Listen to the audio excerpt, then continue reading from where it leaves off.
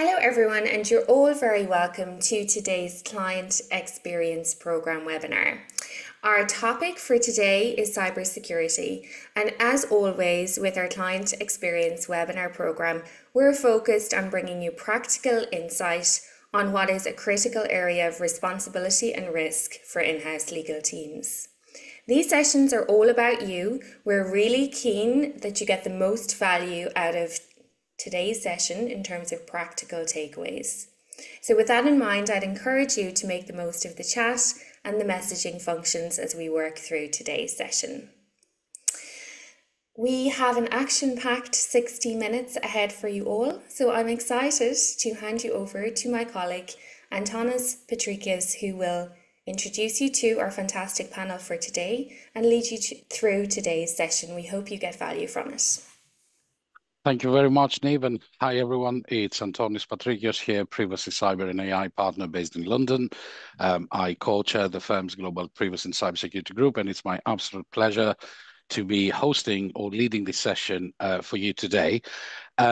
What we have seen in the last 12 months is that cybersecurity continues to be a major risk, a board level issue, and one that continues to evolve, both in terms of the security threats that we're seeing, the broader geopolitical environment that certainly provides a framework for these threats, the evolution of technology as the economy is adopting AI, the attack surface that's available to the bad people increases, and this new technology is also used for nefarious purposes. And we continue to see the rise and rise and rise and rise of ransomware. And at the same time, governments around the world are legislating, invariably increasing the obligations and the sanctions for getting it wrong. And as we'll see during the session, there are some very interesting game-changing developments in certain parts of the world, probably sign of things to come in the next few months. So in order to tease out the various issues, I'm really pleased to have with me today three of my distinguished colleagues in our Global Privacy and Cyber Group. I will ask them to introduce themselves, and then we'll dive straight in. Gilbert, why don't you go first? Thank you very much, Antonis, and a very good afternoon to all of you who are on this cyber webinar. My name is Gilbert Leong. I head up the IP and technology practice of Dentons Rodak in Singapore, and I've been playing in this field for the past 20 years. Thank you, Gilbert. Michael, why don't you go next? Thanks, Antonis. I'm Michael Parker, partner in Denton's Melbourne office here in Australia, specialising in cyber privacy, AI and technology. Like Gilbert, it's been sort of 20 plus years of being involved with cyber incident response, cyber readiness, privacy regulatory compliance, data governance, all those good things. And for my sins, I'm also a member of the IAPP's ANZ Advisory Board. So very much looking forward to our discussion today. Thanks, Antonis. Thank you very much, Michael. And last but not least, Ambuj. Hi, good afternoon, everyone. My name is Ambuj Sonal. I'm a partner at Dentons Link Legal Mumbai, India office. I practice in the data privacy and cybersecurity laws, and in the backdrop of the new data privacy law, which is very interesting in India, I'm looking forward to share my experience and what is happening in the legal developments insofar as cybersecurity is concerned. Thank you, Antonis. Thank you, Ambuj. It's fair to say that India is definitely one of the countries that the world is looking at with a lot of interest when it comes to data, cyber, and AI developments. More on that to follow later on. So what we've decided to do for you today is basically look at three key themes and try to bring out the most valuable experiences and developments that we think you should be aware of. As ever, this is an interactive session. This is your session. You may feel free, and please, actually, I invite you to contribute, ask questions, or share your insights, and you can do so in the usual ways. Either please put your question or observation or contribution in the chat room, and the panel will pick it up, or just raise your hand and we'll give you the floor. So what we're going to look at today is we'll start with the lessons that we've learned from our practice. So what are the tricky issues that we see in our practice? What are the high risk items, or what are the practical issues that give our clients who are dealing with incidents more pause for thought. Then we're going to turn to legislative developments, and with everything that's happening in the broader area, you know, regulation of AI, regulation of digital services, it's not that difficult to take your eye off the legislative developments in the cyber field, but they're nothing short of really transformational. So we look at that closely. And then finally, towards the end of the session, our expert lawyers are going to give the recommendation, the tips.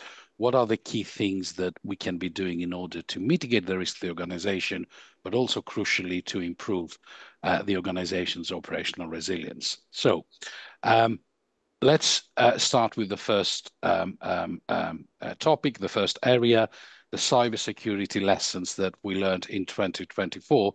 And why don't we start with Australia being the furthest east country, and then we can work our way westbound. Michael, over to you.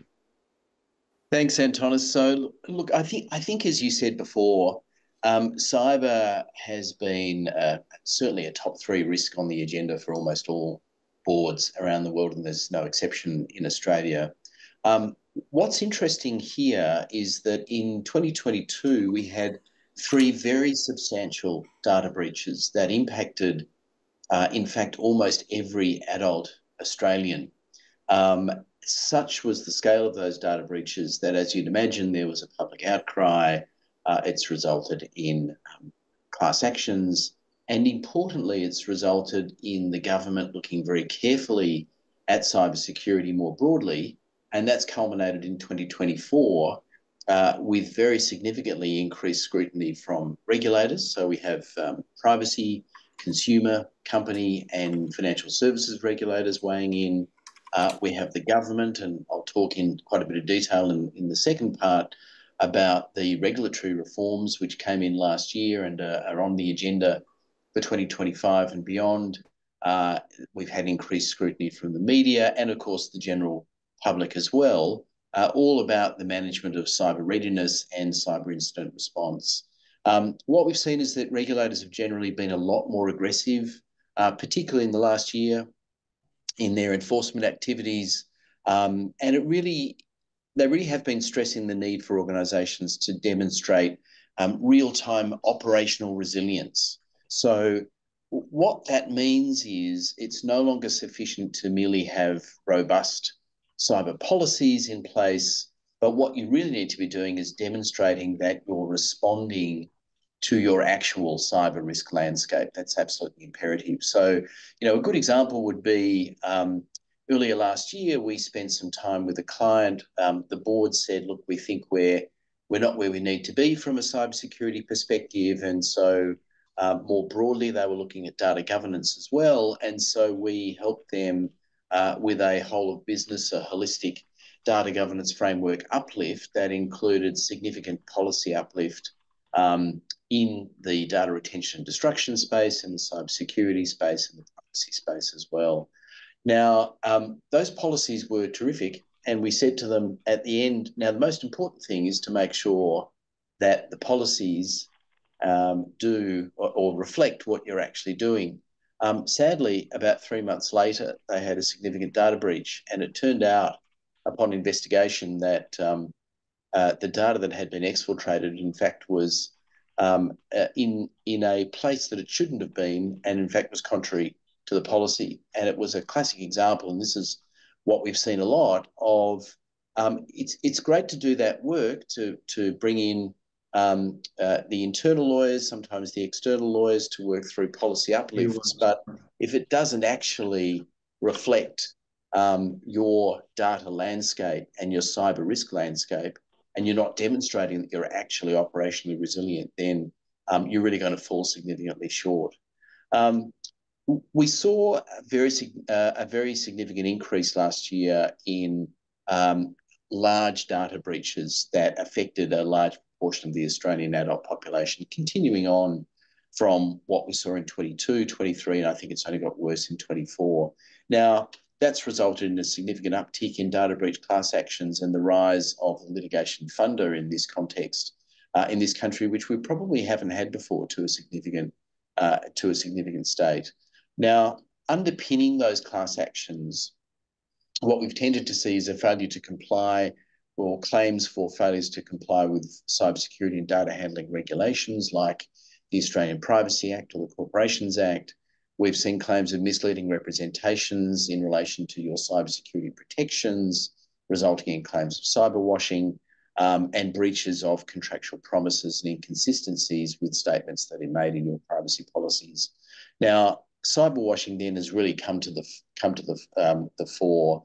If you're not aware, and I'm sure most of you are, cyber washing includes misleading, deceptive, or exaggerated claims about your cybersecurity or data handling practices, your cybersecurity of a particular product or service, or cause, severity, and response to a cyber incident. So we've seen class actions from both customers and shareholders, as well as formal investigations from regulators claiming that representations made regarding cybersecurity and data handling practices in things like privacy policies, collection notices, product T's and C's, contract warranties, annual reports, public statements regarding cyber incidents, that any and all of those have been misleading and not accurate and may also breach contractual promises. And so what we've seen at a practical level, I think, is that boards are much more aware of this, and there has been a shift towards more conservative public statements, with boards carefully monitoring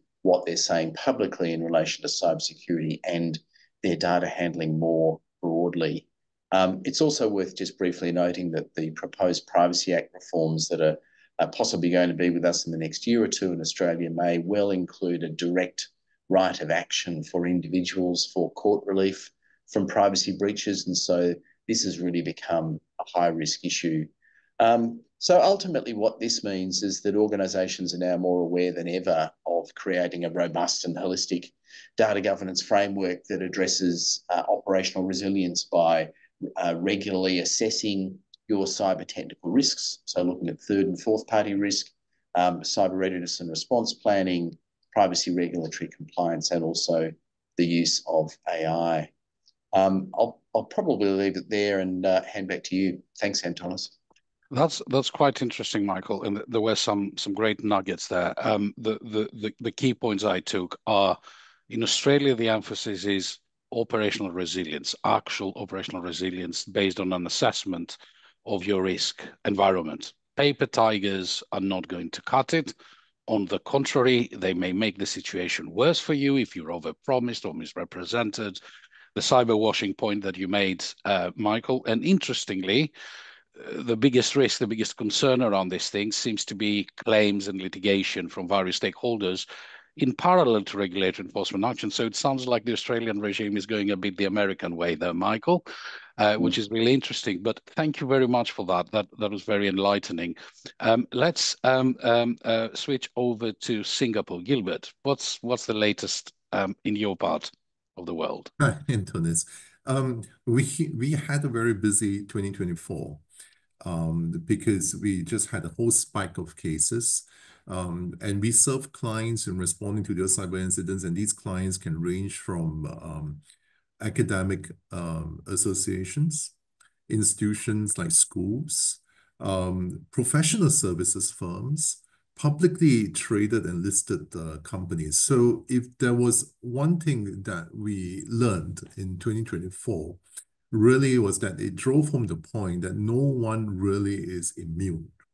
If you thought that, you were a school and nobody would think of attacking, of attacking a school, I'm sorry, they would take any kind of information they can get, right?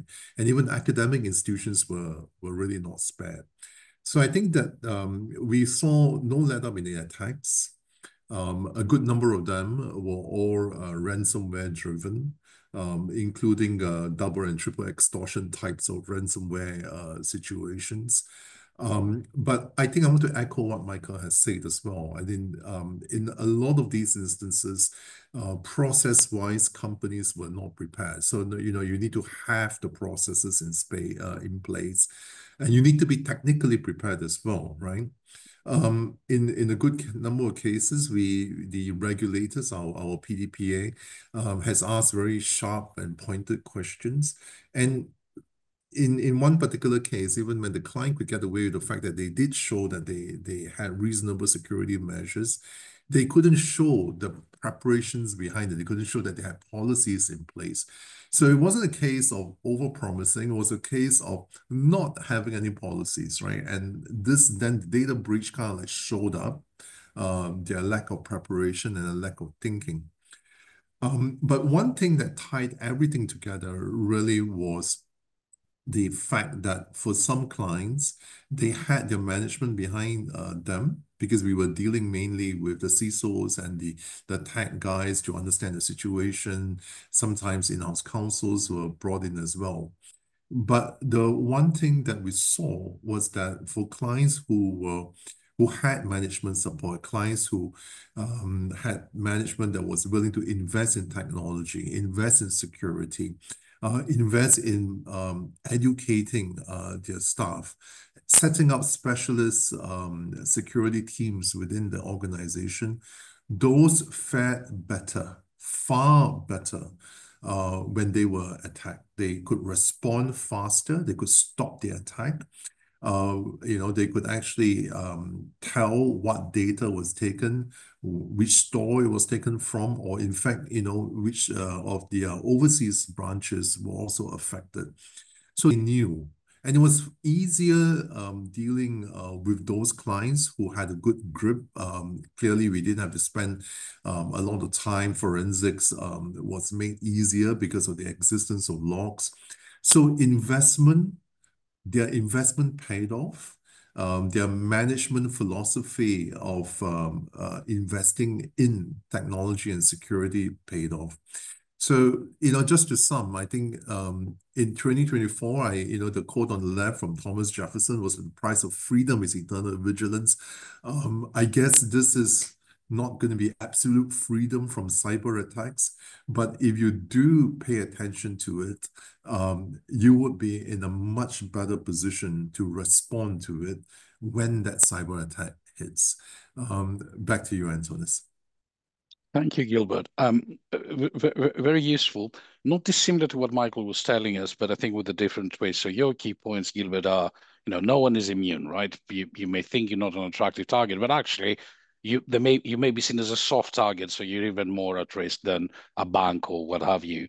Yeah. Second, rise of ransomware, but almost going back to the basics, right? Preparedness is key. And the organizations who have management and board backing and have invested in cybersecurity, this investment actually pays off when something bad happens because you're prepared to deal with the risk.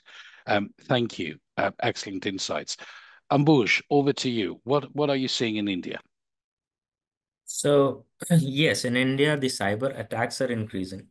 In fact, India has the second largest number of internet users because of its huge population. And that is the reason why these cyber attackers are also quite active. Now, if you see the legal perspective on cybersecurity, the law is not yet developed to the extent which is in Australia or Singapore.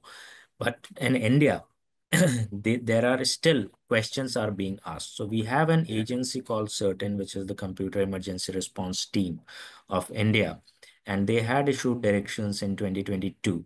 However, if you see the language of the direction, there are some bit which are mandatory, there are some bit which are directive in nature, what you should do and what you must do. And therefore, there were a lot of questions from the clients also whenever a cyber incident happens, that what to do, how to proceed, what are we likely to do, and what are we supposed to do.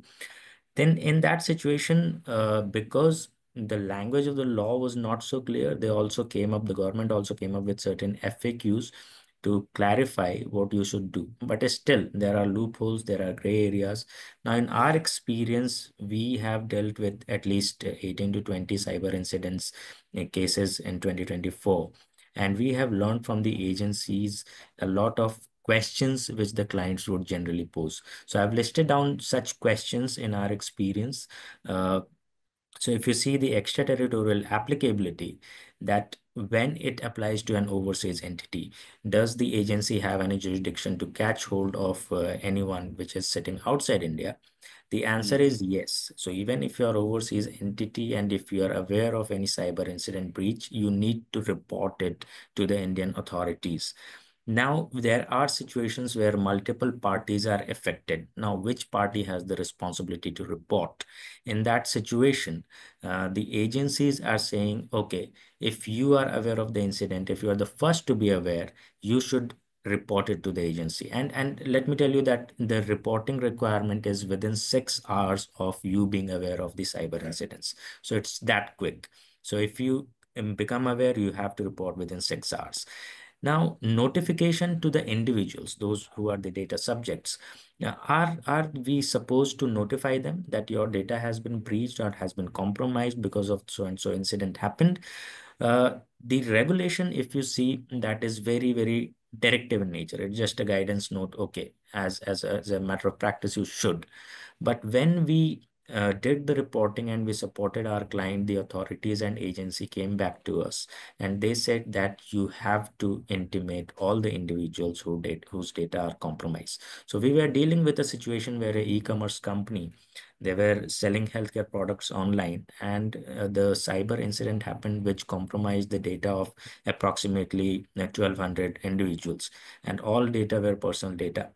So in that situation, they were very reluctant in informing the customers that their data is not protected and has been compromised. And therefore, because of the language of the law, which was more directive in nature, the client was very reluctant, saying that, okay, if it is not mandatory, we will not go ahead.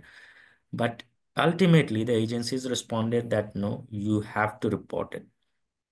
Designation of a point of contact, whether it should be a resident or non-resident, let me tell you, the agencies in India would prefer somebody locally in India who could be a point of contact.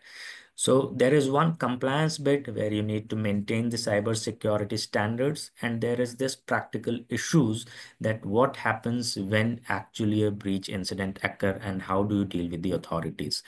We do not see, like Michael said, in Australia, there are a lot of claims, class actions. We do not see a lot of cases and litigation from the individuals whose data are compromised, because probably the reason is there is lack of awareness amongst the individuals that what your rights are and how you can approach the authorities, what you can claim, which will be more clear in the new law, which is still in the draft stage. But yes, so that's why there is less litigation enforcement, and there is more management issue, that how you're managing where your data is located, which entities to report. Once you report it, if the agencies find that, okay, you are compliant with the cybersecurity standards, they will not come after you to fine you. They would rather support you to find out why this incident has occurred and who is actually responsible for it.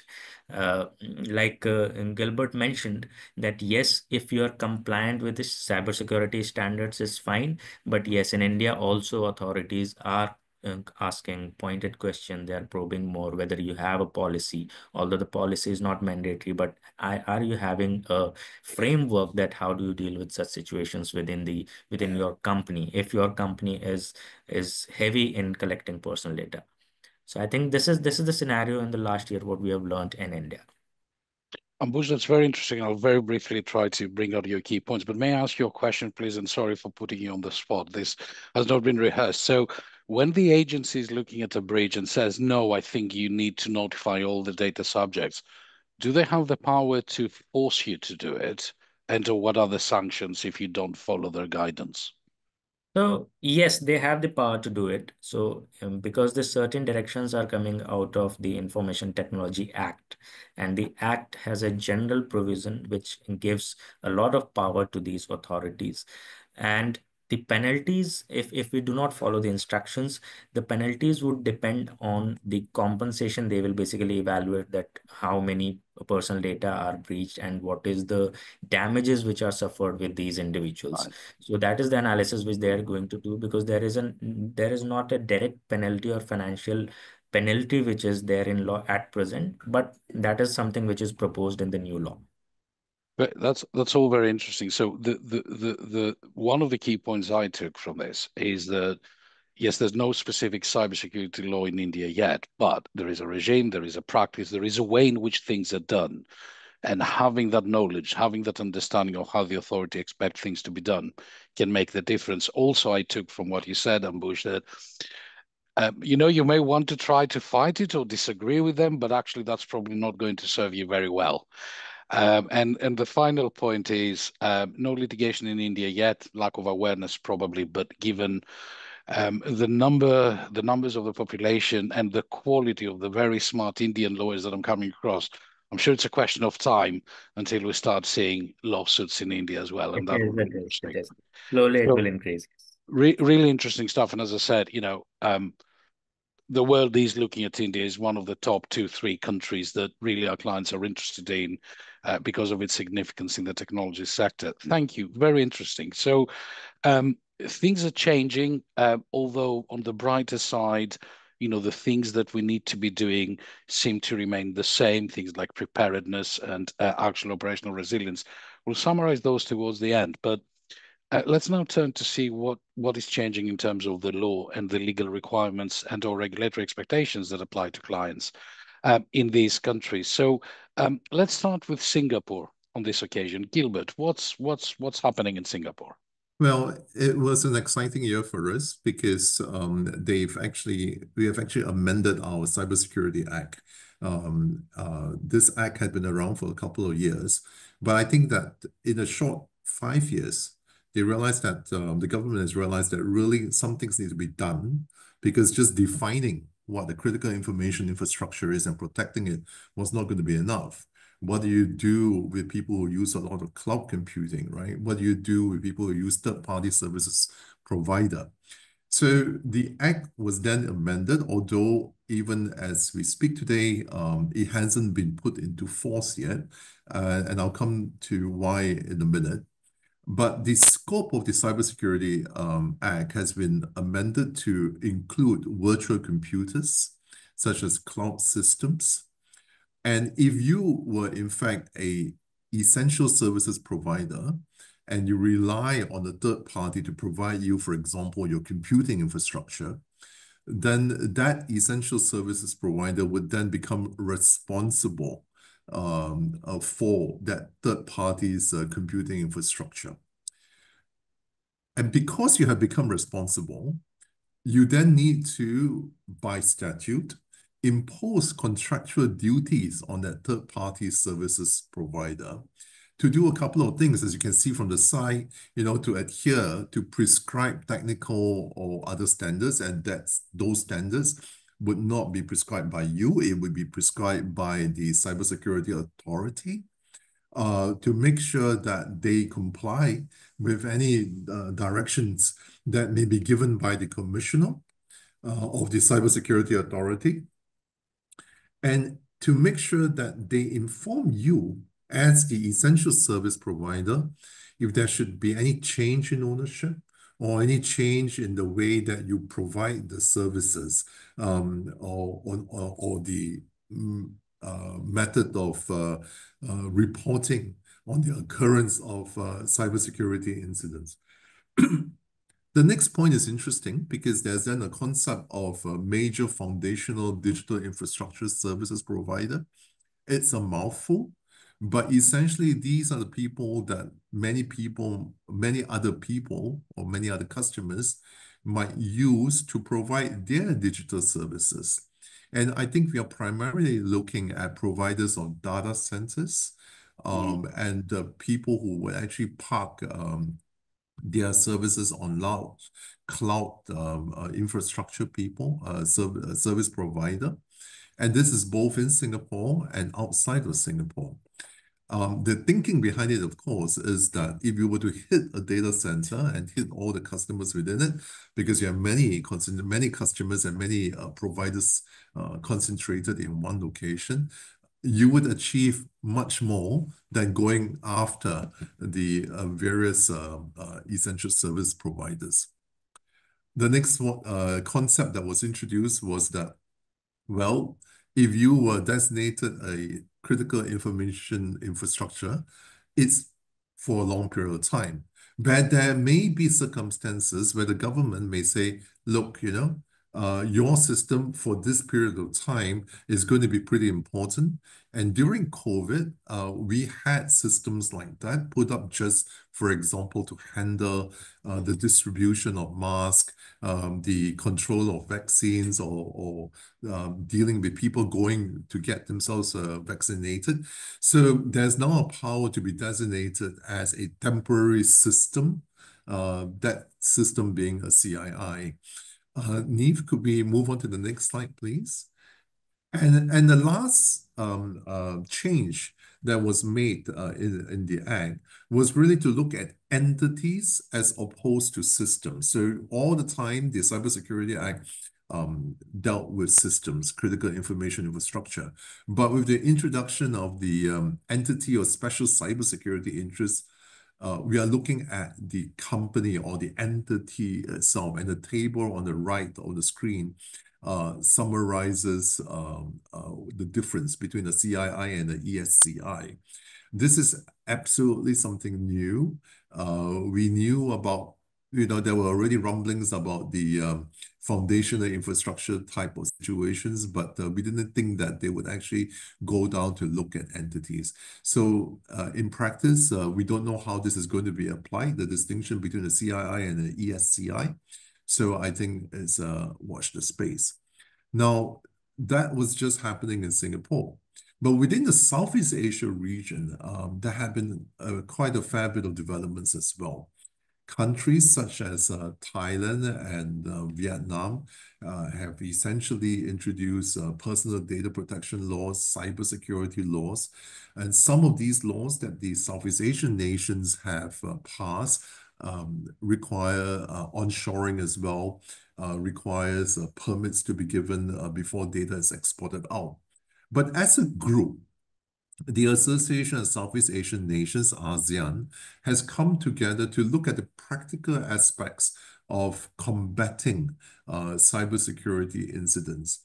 And to that end, the 10 ASEAN ministers, foreign ministers, came together to launch the ASEAN Regional CERTs, Computer Emergency Response Teams, to be hosted in Singapore, and partially funded by Singapore for the next 10 years as well.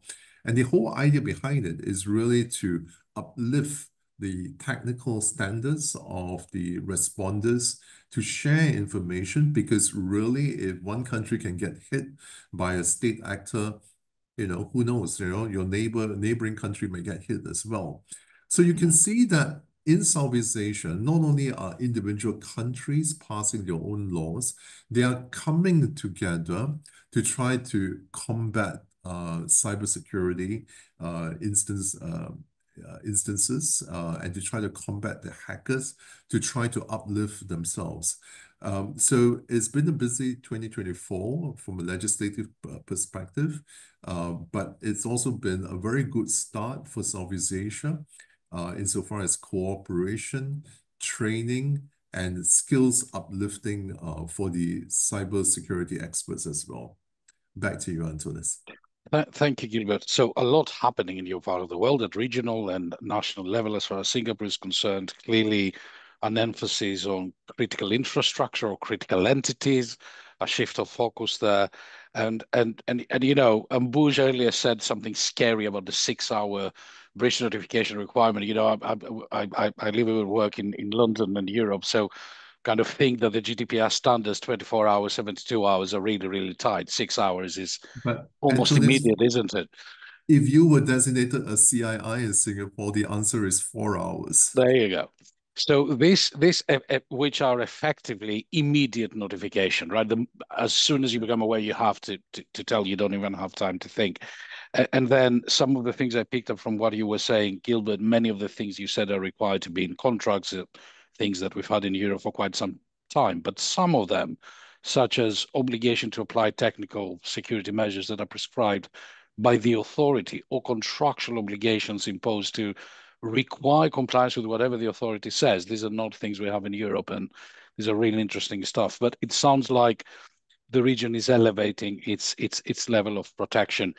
Ambuj, over to you. What's happening on the legislative front in India? A lot of interesting stuff, Anthony.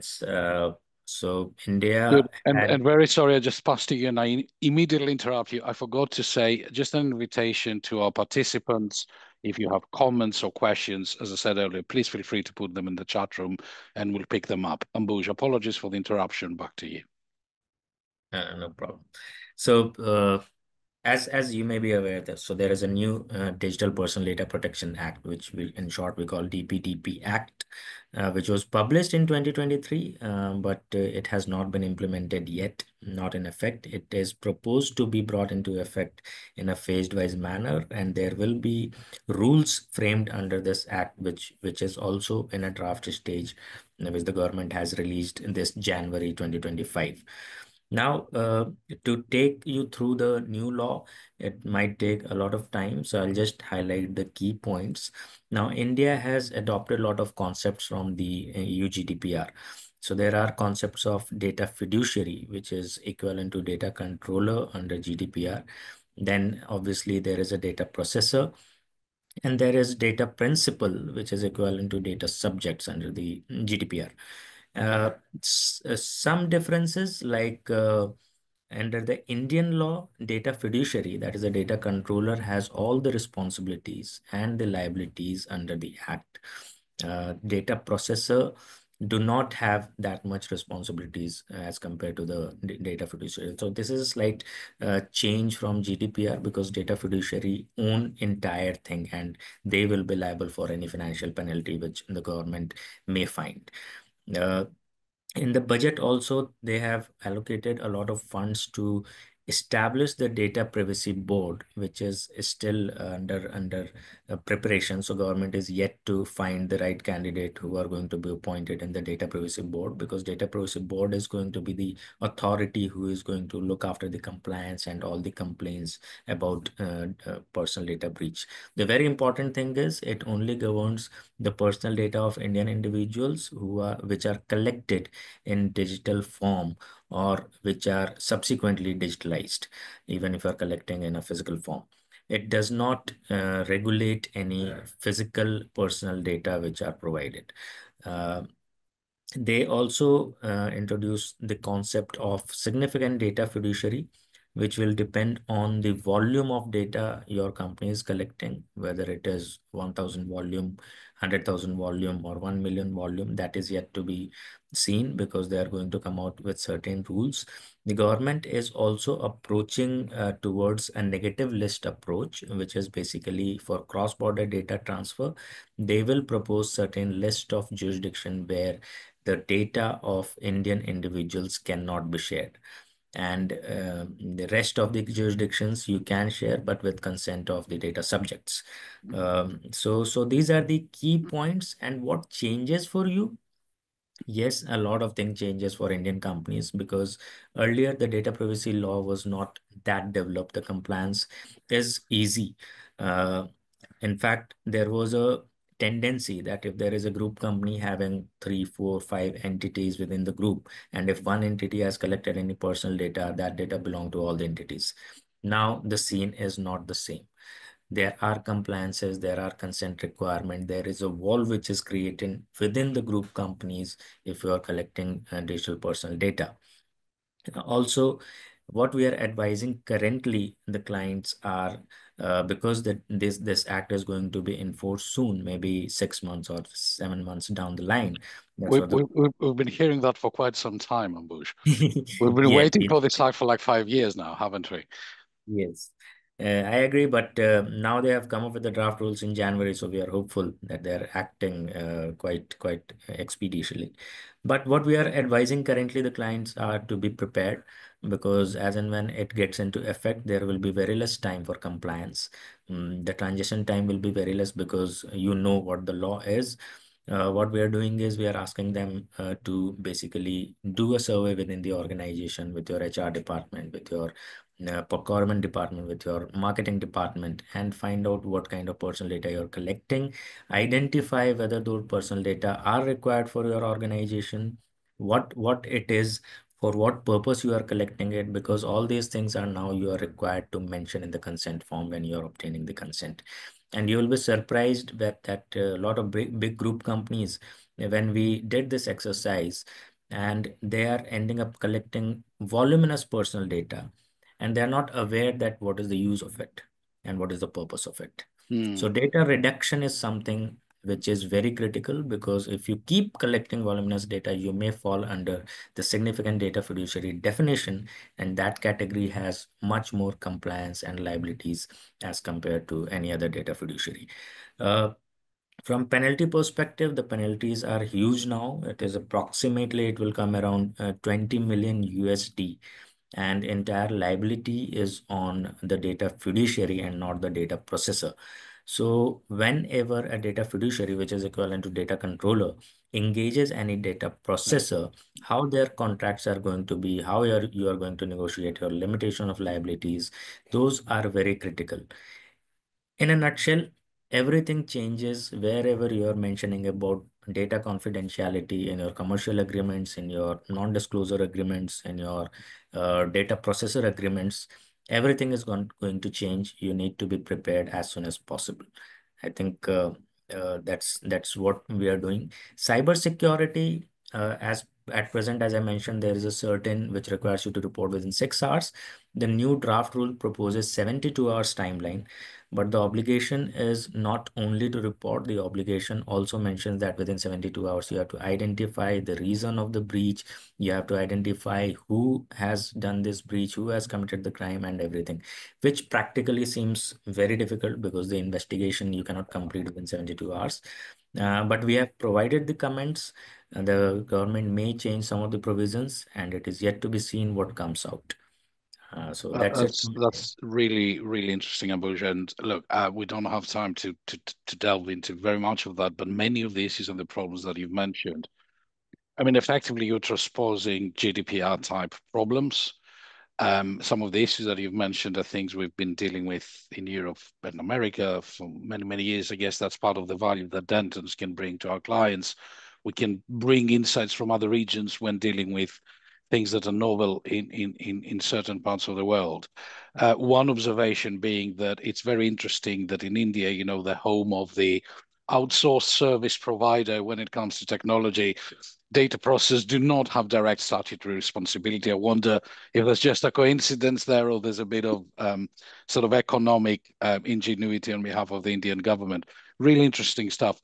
Michael, over to you. Anything to report from Australia in terms of legislative changes?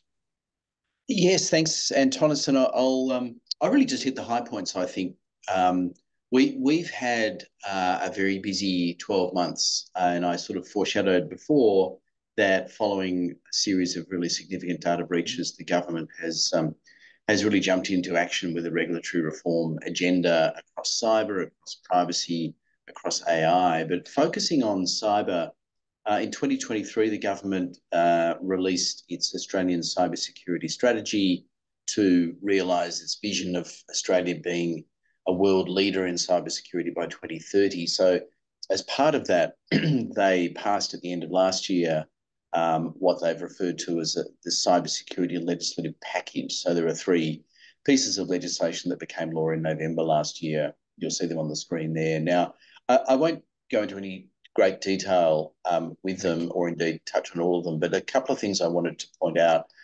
The first one is there was significant talk leading up to the passing of this legislation that we may see the statutory introduction of a director's duty in respect of cybersecurity, so a company director's duty. Now, that did not happen.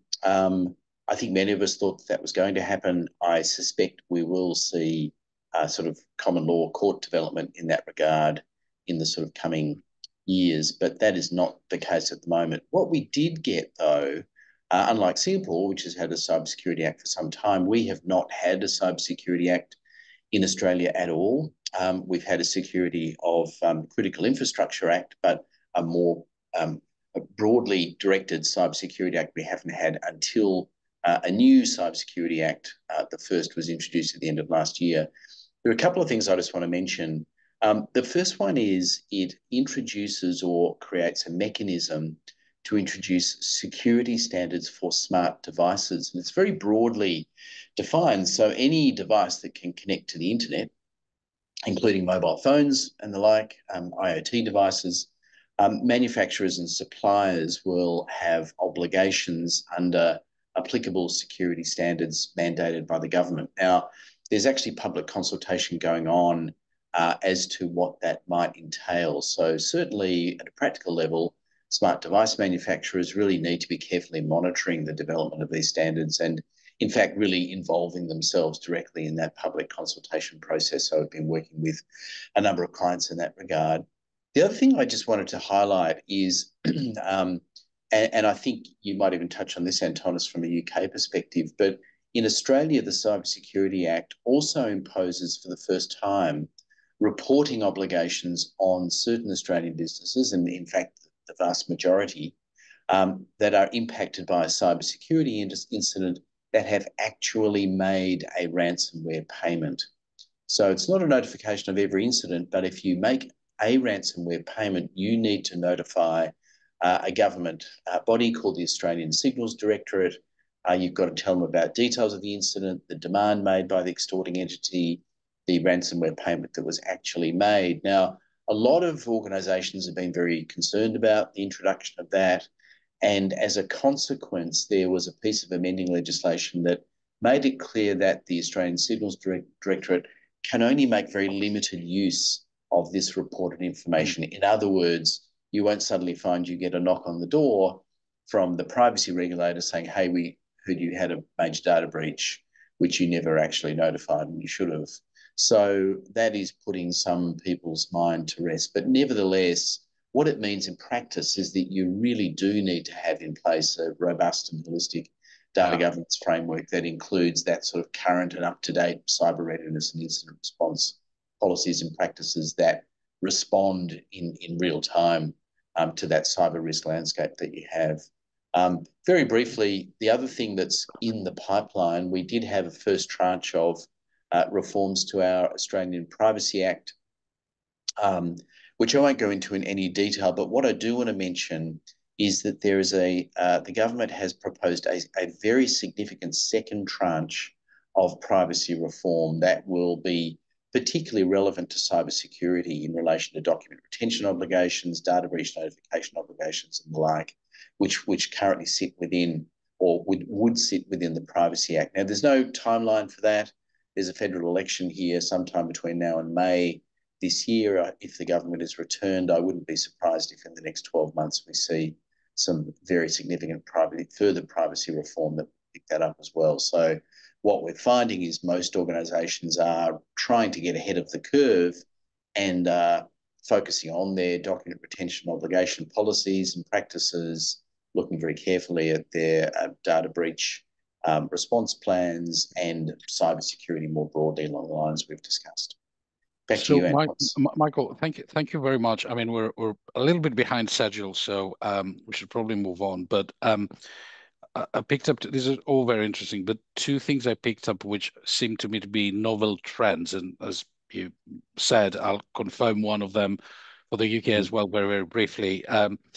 Mandatory obligations for security measures on smart device manufacturers. And number two, ransomware payment notification. And incidentally, Michael, you mentioned the Australian Signals Directory. That sounds like an intelligence service to me. Indeed. Yeah, It is correct. indeed. So this is really interesting stuff, right? You know, maybe you don't need to report to the data protection regulator, but you have to tell the secret services that just made a payment. And then what happens next? Sounds like organizations may need to start thinking about having a framework for considering whether to make ransom payments and what should happen next. Absolutely. Yes. Very, sorry, please, Michael.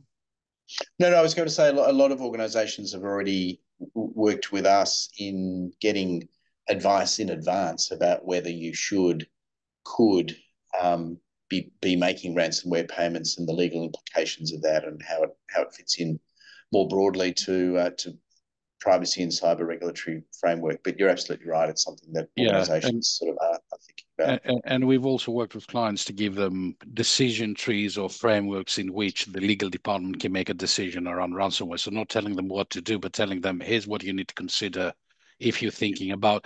Very, very briefly, because we're running out of time, and Niamh will very quickly shift through the UK slides now. For those of you who are interested to hear more detail about what's happening in the UK and the EU, as well as the US and Canada, we have a second session later today, UK time or Eastern time. But long story short, there are some novel trends that are coming out, certainly out of the UK. One thing I want to mention is we're discussing a new cybersecurity and resilience bill. This is part of the UK's effort to improve security in the national critical infrastructure. Point number one that I want to bring out, expanding reporting requirements at the very bottom of the slide, including reporting ransom attacks. And then if we can go to the next slide, please, Niamh. Again, continuing with the theme of protecting operational resilience, Gilbert also touched on data centers. Data centers now, there's a lot of discussion. Should they be specifically regulated? Should they be part of national critical infrastructure? A humble opinion is this will happen because of the really, really important role that they play. And then again, as you can see in the middle of the slide, we are considering slashing the mandatory breach notification time frame from 72 hours to 24 hours. Really, this doesn't give you enough time to breathe, let alone think about what's happening to you and be able to report it. But there you go, that's the trend. And then if we can go to the last slide, please, Niamh, about the UK. Again, if you can please look at the very bottom of this slide, we are considering introducing mandatory reporting of ransomware incidents, even if ransom is not paid, and additional reporting obligations if ransom is paid. Now, there's a discussion as to whether this should apply to all organizations, but the trend is clear. We want to discourage, or the public policy considerations discourage organizations from paying ransom. Why? Because it only invites additional attacks. So watch this space. I think this is one of the big legislative trends for the new year. So with 8 minutes to go, and team, we really need to be sharp on this one. So if the position is the threat continues, cybersecurity continues to be a top board level risk item, the law seems to be changing around the world with new, higher, tighter obligations, shorter breach notification requirements, invariably higher sanctions. What are some of the key things that our clients should be doing to mitigate the risk to the organization and improve the resilience? Really, we won't have time. Then each of you to just give 1 or 2 pointers, please, really, really quick. So, Ambuj, why don't we start with you now? If you were to advise your client to give them 2, 3 tips, what would those tips be? So what we have found in India, 80% of the clients are not compliant with the audit requirement. There is an annual audit requirement. You can approach the government listed agencies to conduct the audit, whether your cybersecurity standards are in place. Get the audit done annually, or if there is any change in your system at that point of time. Second point, I would recommend to have a playbook that how do you deal with cybersecurity incidents and in what situations. If the cybersecurity attack has happened in your system or your service provider systems, what situation is there? How do you report? You can have a template of reporting. Everything is public. These are the 2 most important recommendations I would give: to have the audit annually and at the time when you change your systems, and to have a playbook to deal with cybersecurity incidences. Thank you, Ambuj, especially for being so succinct. The incident response playbook, bog standard requirement around the world, submitting yourself to an annual audit requirement, really an interesting Indian dimension there, something that organizations do in practice elsewhere, but interesting to hear that that's one of your key recommendations. Gilbert, how about you? What would be the 1, 2, 3 top things you'd recommend? Well, you can see it on the screen, but I think the key thing really is training your people. The human is always the weakest link, right? Cultivating a security mindset, and that really needs to start from the top management, management paying attention, right? But I think invest in security. It's going to be penny wise, pound foolish. If you were to say that this is actually something superfluous, I don't need to spend money on today. I should spend money on creating new markets or creating new products. Because if you were in fact hit by a cybersecurity incident, you may not be in any position to go and conquer a new market after that. So you really need to invest in it, change your people's mindset, and really cultivate a sense of owning the security piece throughout everyone in the organization. Thank you, Gilbert. And the second point that you've mentioned, change the mindset, change the culture. That potentially may be the most difficult thing to actually do, but all extremely good pointers. Michael, how about you? Thanks, Antonis. So I talked before about operational resilience. So it's really, yes, you need to have the policy in place, but it does need to actually be regularly looked at to make sure it responds to your data risk framework that you have within your organization. A lot of clients are looking at data minimization projects. So reduce the amount of data that you're holding. If you can't destroy it because there are obligations to keep it, well, put in place additional security measures, which might include taking it offline entirely. We talked about cyber washing before, so carefully look at and consider the statements that you're making about your data and your security practices. And I think something a lot of people forget is be very careful about the statements that you make following a cyber incident. So there have been a couple of really big incidents here where statements that have been made have turned out to be completely incorrect.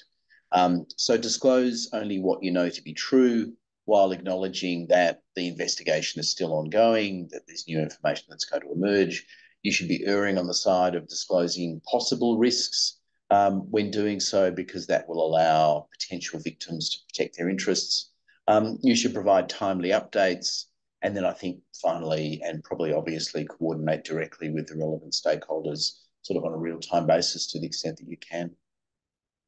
Thank you. Thank you very much, Michael. So just to try to bring the whole piece together, I think the kind of key messages that are emerging from this session are, number one, as we said, cyber remains a top risk. Threat is changing. The incidents are increasing. We do certainly see an increase in here at Dentons, including very sophisticated incidents. Gilbert mentioned double extortion or triple threats, ransomware attacks.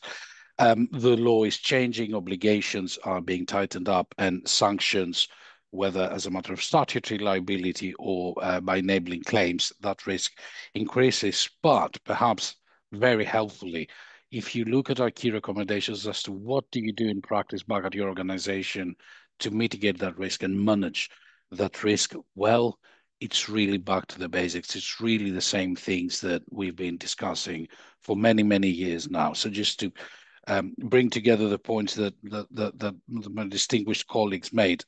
Ambush, annual audits, check your systems, check what you're doing, check and check again on an annual basis, and crucially, have an instant response plan in place. Gilbert, to your points, training and awareness, changing the culture of the organization, and invest. It is money well spent. You're saving problems and expense for yourself further down the line. And then, Michael, back to your extremely well-made points around sort out your data governance. If you get that right, you know your data, you ditch the data that you do not need, you protect at the right level the ones that you do need to keep. That is going to help you very much when you have an incident. It's going to probably reduce its impact, and as a minimum, you know what it is that you're dealing with. So some really good nuggets of knowledge and recommendations there, gentlemen. Thank you very much for that. I was checking the slide deck and the chat room if there's any questions, and there weren't any. I can see there's a comment. I'm trying to see if there is a question in there. Taking data storage offline is such a shift from the trend of everything stored in the cloud. Really good point. This is a significant shift reflecting the drastic increase in cyber attacks. Great session. Well, thank you very much. We hope that you enjoyed. On that note, Niamh, back to you. Thank you, Antonis. I want to say a huge thanks to everyone for taking the time out to attend this session today. I'd also like to say a really big thanks to all our panel for the time, thought and the concise way in which they approach today's session with you all. And then finally, I would love to see everyone back. If it is a thing that your takeaway from today is that you have a lot of work to do in your organization, then being an effective change leader, our next session on the 13th of March, we would love to see you back with us again at that session. That concludes today's webinar. Thank you for joining us and wishing you a great rest of day. Hello everyone, and you're all very welcome to today's Client Experience Programme webinar. Our topic for today is cybersecurity, and as always with our Client Experience webinar programme, the focus is on bringing you practical insights on what is such a critical area of responsibility and risk for in-house legal teams right now. These sessions, as you know, are all about you. We are really keen for you to get the most value out of it in terms of practical takeaways. So I encourage you to make the most of the chat and the messaging functions as we work through today's discussion. Our panel have an action-packed 60 minutes ahead for you all. So without further ado, I'm excited to hand you over to my colleague, Antonis Patrikias, who will introduce you to the team and lead you through today's session. We hope it delivers value for you. Thank you very much, Niamh, and good morning or good afternoon, everyone, depending on where in the world you are. It's Antonis Patrikias here, Privacy Cyber and AI partner based in London. I co-chair Denton's Global Privacy and Cybersecurity Group, along with my esteemed colleague Chantal Bernier, who will introduce herself very shortly. So today's topic is about cybersecurity. And just to introduce the topic very, very clearly, this has been another pretty intense year for cybersecurity. So we saw cyber risk remaining at the top of the risk agenda for organizations, a board level issue. We've seen the threat landscape evolving. There is obviously a geopolitical situation that enables serious attacks. We've seen some pretty serious cybersecurity incidents, and we here at Dentons have been working on a few this year. We continue to see the rise and evolution of ransomware attacks. Supply chain resilience is at the heart of all sorts of legislative developments around the world. So quite a lot to cover over the next 60 minutes. And to help me in that effort, I have with me several of my colleagues in our global privacy and cybersecurity group, whom I'll ask to introduce themselves in turn. Chantal, why don't you go first, please? Hello, thank you, Antonis, and welcome everyone. So I am Antonis's co-chair of the Global Privacy Cybersecurity Group. I am at Dentons Canada, and I'm happy to join you this morning. Thank you, Chantal. Alison? Hi, I'm Alison Jaton. I'm a partner in our Washington, D.C. office. I lead our privacy and cybersecurity team for the Venture Technology Group. My practice focuses on cybersecurity, and before joining Dentons, I spent 10 years at Homeland Security. Thank you, Alison. Christian? Hi, Matt's from Berlin, Germany. I'm heading here the cyber and security team in Berlin, Germany. So, thank you. Thank you, Christian. Berlin, Germany, where the heart of the EU is beating. And over to Kwan. Hi, everybody. I'm Kwan Hon of Counsel in Antonis's Privacy and Cybersecurity Group in London, as well as advising on all aspects of cyber laws. I also have degrees in computing science as well as law and some pen testing training. And I published a book last year on tech and security for lawyers and other professionals. Great stuff. Thank you very much, team. And if we can move to the next slide, please, Niamh. So everyone, the way that we propose to run this session is we're going to focus on three themes. First, we're going to look back at 2024 and try to tease out what we learned in 2024, what changed, what was different, and what we did differently when helping our clients deal with incidents. The second bucket is, as we will demonstrate, there's a lot of legislative initiatives around the world. Cybersecurity law is being tightened up, becoming more comprehensive. with higher sanctions for non-compliance and some novel provisions in relation to certain aspects. So we'll tease that piece out. And then in the end, we will conclude by giving you some simple recommendations as to the things that you can be doing in practice to A, protect the legal position of the organization, and B, and perhaps more importantly, actually improve the operational resilience of the organization. Now, as always, this is an interactive session. This is a session for our clients. So we invite your comments, your contributions, your questions, which you may share either in the chat room and the panel will pick it up, or please just raise your hands and we'll give you the floor. So if you have something to add or a question to ask, please feel free to raise it at any time. And without further ado, let's take a look at the previous year, team, and what we learned and what changed in 2024. Alison, would you like to kick us off on this point? Sure, happy to do that. I think the United States is probably the most litigious country on the planet, and the last year was no exception. In the United States, plaintiffs filed more data breach class actions in the United States than any other year. This is a 13% over last year, 2.5 times the number in 2022, and actually 6 times the amount just 6 years ago. In many ways, settlements have become a huge driver for the litigation that we're seeing.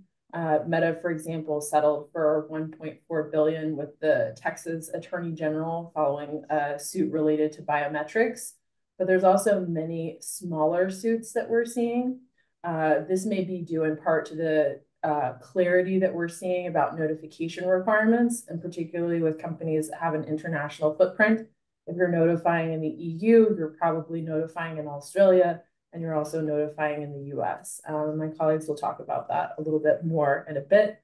One of the things that we're also seeing is greater complexity in the investigations themselves. In particular, half the incidents that we're seeing, approximately half, involve multiple IT environments. So it's not just one laptop that has been affected or one server. Criminals have become more sophisticated in being able to laterally move through networks, affecting multiple servers, potentially multiple domains. And that really increases the complexity of the investigation, the time and expense to investigate those. And that results in delay in notifications very often, or at least clarity in what those notifications need to be. All of these affect the potential for litigation and regulatory enforcement. Back to you. Thank you. Thank you, Alison. Very interesting. Always updates in relation to claims and litigation from the US are always very exciting. 30% increase year on year sounds pretty significant to me. Really, really interesting stuff there. Chantal, does any of that travel across the border and affect Canada as well, or is it a different situation in Canada? So we have a completely different situation because, as you probably know, Canada does not have a privacy regime that is based on enforcement, except for the province of Quebec, and I will address that in a moment. But certainly, the Office of the Privacy Commission of Canada has crossed a line, so to speak, this year by finding an organization in violation of the Personal Information Protection and Electronic Documents Act for having taken too long to respond to a breach as a failure to safeguard. The reason I say it crosses a line is because for years, even I used to be commissioner, we would look at the time lag between the finding of the occurrence of the breach and the reaction of the organization to assess due diligence and therefore look at whether they are accountable or not. But this is the first time where the OPC has actually said, on top of being a sign of due diligence or not, it is a violation of the safeguarding principle to take too long to react. So very important, putting organizations on notice there. In relation to what we've learned from our client matters, I think that we just have confirmation that the human factor remains the weak link of the chain. And also, I think we all find this among all of our client matters, that when the source of the cybersecurity incident is from a country that does not necessarily regard these as important, it is extremely difficult to obtain some form of enforcement. So that's really what struck us in 2024 in Canada. Thank you, Chantal. I found very interesting the point that you mentioned about the way in which the OPC regards speedy and proactive response. This morning, we're having the same session for our clients in the Asian Pacific region, and we heard some scary things coming out of India, for example, where there is in certain circumstances a 6-hour breach notification requirement. And in Singapore, in some situations, it's 4 hours. So speedy response is really, really crucial. It's emerging as a key point around the world. Kwan, do you have anything to add to the insights that Chantal and Alison just provided? Yes, pretty much the same. Obviously, cyber attacks are up hugely. The UK National Cybersecurity Centre reported that there was a 3-fold increase in attacks last year compared to 2023. So clearly the threats are very much increasing. Interesting. And I know you have some interesting updates for us later on, Kwan, on that front. Christian, what's the view from the EU? Well, in the EU, I think it's not much different. It's worldwide pretty much the same, especially in the difficult global political environment with Russia and China emerging more and more with not only positive but also counterproductive IT activities. So it's no wonder that the German Federal Office for Information Security, the BSI, is warning that cyber risks are increasing. So malware attacks rose by 26%, which is a significant rise, and it will this year rise again. So there are higher numbers of ransom attacks, as there is not an obligation to make everything public, although there is an obligation to register data breach. It is not very exact to be seen what is happening outside the world and in each company, but especially small and medium-sized undertakings, and which worries the state most, especially local authorities, are attacked. And that's rising and rising, and there are a lot of efforts to bring awareness, especially to these groups of companies and authorities. There's also a big issue with denial of services attacks, so that's also part of the cybersecurity medal, which has to be regarded. Well, not only threats, but also there is some understanding on the side of authorities. So far, the reactivity times are within 1 day, or with the obligatory GDPR 72 hours. And authorities do still have quite a cautious eye and a very moderate approach, especially if an attack appears for the first time and it's a pattern which has not appeared again, then you can really work well together with the authorities and you do not have to fear any actions. However, if this is the fifth or sixth event of the same pattern, and it clearly shows that you do not have invested in cybersecurity, then you may face also issues with authorities. Thank you, Christian. So I guess there's more or less consistent reporting in the Western Hemisphere. Number of incidences going up. The regulators do show some understanding, but they invariably expect speedy and efficient response. And we'll say in the end, what does that mean in practice? Something else that I'd like to just flag, because I don't think we touched on it, is it's not just that we see the incidents, or although Alison, you did touch on it, it's not just that we're seeing the incidents, the numbers of incidents going up, we also see the complexity of the incidents going up. Alison mentioned the increased ability to move laterally point, but we also see double extortion incidents. We also see triple threat incidents where you compromise, you ask to pay ransomware, you threatened that your data will be leaked, and then the credentials that were compromised are used for something else, or indeed are passed on, sold or licensed to another bad actor who then compromises you in turn. And the other point that you made, Christian, was very well made, that it's not just the big targets that are susceptible to this threat. The bad guys are also going after softer targets. You mentioned public authorities, Christian, in the morning session about Asia Pacific. Educational institutions was identified as another soft target. So the threat is becoming more complex and more versatile. And in response to that, what we're witnessing is literally a wave of law reform when it comes to cyber security.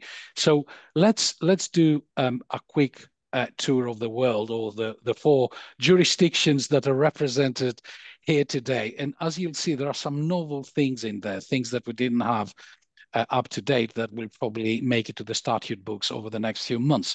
So Kwan, why don't you kick us off on this part? Sure. So in the UK, because of Brexit, we are, of course, not bound to follow the NIS2 directive, which came in recently in the EU. So in a sense, we're behind. However, we have the proposed Cybersecurity and Resilience Bill, which is meant to be introduced at some point this year, probably following another consultation. And that is meant to try and make UK cyber laws more up to date and deal better with the threats that are increasing. So we have the existing NIS regulations already based on the old EU NIS directive, but that's going to be increased to cover more types of services and with more emphasis on the perennial issue of supply chains, also improving regulatory powers and expanding reporting requirements. And if we go to the next slide, there's a little bit more detail about the plans in a targeted consultation that the government actually implemented last year. Managed service providers are going to be brought within the scope, and possibly data centers as well. What incident is going to be reportable? What type of incident? That's going to be changed so that more incidents are going to be reportable, so that the government has a better picture of what's happening. And the deadline is going to be shortened to the 24 hours that you have for early warning under NIS2. Also, organizations that are breached may have to notify their customers, a bit similar to GDPR, perhaps, processes notifying controllers. And there are other aspects which are still being consulted on, but broadly speaking, expanding the scope of existing cyber regulation. Furthermore, there are plans in relation to ransomware. And if we go to the next slide, now this is actually run by the Home Office, whereas DCIT is running the cybersecurity and resilience bill consultation and plans. But ransomware obviously is a huge problem everywhere. And very recently, the Home Office introduced a consultation on some proposals in relation to ransomware. One is a targeted ban. So public sector organizations and critical national infrastructure are prohibited from paying ransoms. The second limb of this proposal, and it's a threefold proposal, it's not or, it's all, is a ransomware payment prevention regime. So you're going to have to notify ransom demands, and then some payments will have to be blocked. The government will say, you are not allowed to pay this because, for example, it's going to terrorist finance or sanctioned actors. You are simply not going to be allowed to pay it. And the third limb is, even if you don't pay ransom, you are still going to have to report that you have been threatened with extortion, or sorry, I should say ransomware, so that there is, again, this information that the government has as to the incidents that are happening where ransom is being demanded. So this is really quite going to be quite a comprehensive regime. It is still very, very early days yet. I suspect it's probably not going to come in for a year or so because there's still a lot of thinking and consultation. So if you have thoughts on this, for example, thresholds, liability, criminal, personal, etc., then you have until early April to respond. So if you want to respond, please do, because this will be very important. And of course, following in a way in Australia's footsteps as regards providing information to the government about, or government authorities about ransom. Exactly right. And thank you, Kwan. Some really interesting points there. So just to briefly summarize it, The breach notification requirements for critical infrastructure are becoming shorter. This is not surprising. It's aligning with the EU position from 72 to 24 hours. Second, data centers are brought into the fold. Again, possibly. Yeah, but again, perhaps not surprising because data centers is part of critical infrastructure, and with all the investment in AI is going providers to become more and more. But the real game changer is these mandatory transparency requirements around ransomware. As you said, we have introduction of similar requirements in Australia, but this is new. And although one can see the policy objective, which presumably is number one, make sure we don't pay the bad guys, but number two, stop paying people. So hopefully we'll reduce the number of attacks. You can see the policy objective. But in terms of what it creates in practice, what are the actual operational and legal difficulties that organizations will have to deal with? Paying ransom is already a fraud exercise. So now with this, it's going to become that much more complicated. Great stuff, Kwan. Thank you very much. Christian, over to you. What is the EU doing? What is the EU doing? The EU is doing much, and the EU is quite successful. However, there is one word from Donald Tusk, the Polish Prime Minister, in regard to Germany. We do not fear activities of Germans anymore, but we fear inactivities. So that's the big problem in Germany. So especially with cybersecurity and IT security, Germany has failed and will fail to implement the NIS2 directive. So because of the German government crisis and the upcoming general election in 2 weeks, and we expect that will take a long time until we have a government. So maybe at the end of the year, we will have an effective implementation of the NIS directive. We will have an adapted BSI Act for the Federal German Bureau of Information Security. We will have an adapted IT Security Act. We will have a new Telecommunication Act. And we will, of course, look at critical infrastructure, especially in the Energy Industry Act on the supply of electricity and gas. But that's to come. Well, already, because it's an act, the EU Cyber Resilience Act, everything has been done there, what has to be done.